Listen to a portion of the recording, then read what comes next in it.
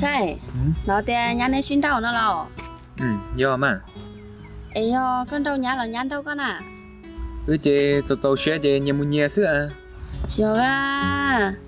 Con nè, nếu mà hồi đi học chợ thế chỉ lần đó nhá bưởi, thế chỉ xuống nhá thì một con trâu á. Ồ, thế có chỉ kiểu. Nè chỗ này chỉ nên có chế, ní chỉ kêu, tôi yo lì chỉ sao lú con nè món trâu tả trong cái củ tu ra mà. Chụp lú tôm bỏ lên nó xem mà, giờ chơi quay trong bỏ lên cho nè, ít tu xí nè. Nè chỗ này có chế, nè nó muốn lại tàu đi có chế, cho tù lo nhớ tàu liền.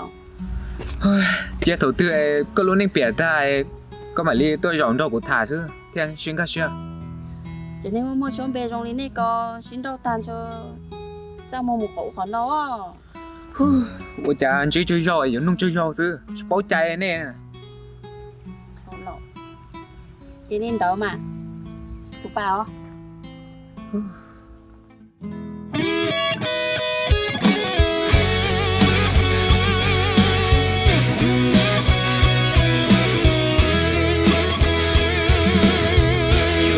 một gió thâu thiên lu xia luôn chứ mà rong lý cô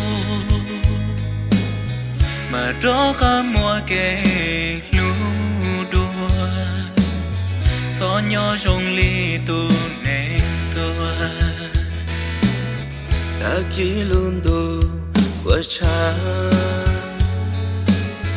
ít bề lu xia bùa vừa ca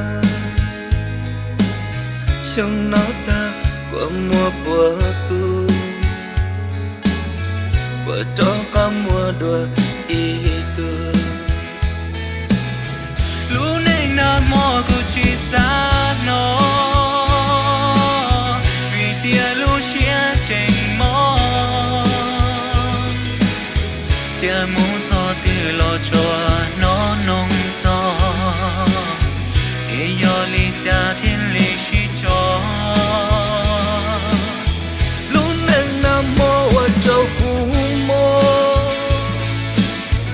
cụ chỉ san nó cụ chỉ sa bỏ mò linh nó xứ dẫu là lúc nâng nam mô của thon dài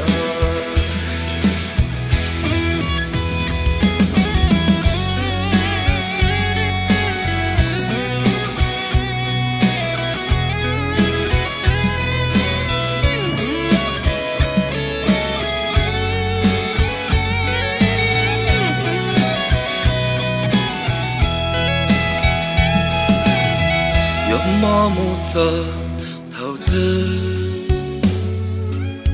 lu xe luôn rư mà rong lý cô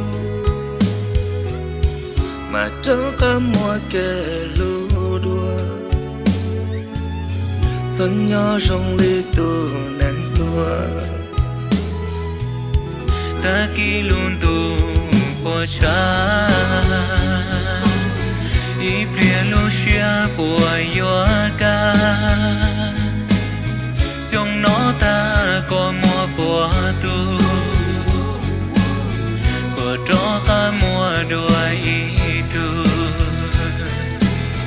lúc nâng nam mô cụ chỉ xa nó vì tia lu xia chân mô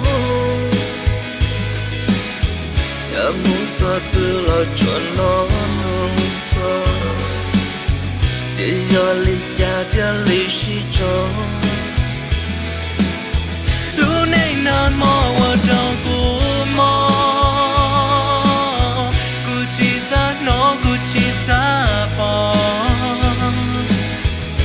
mò li nó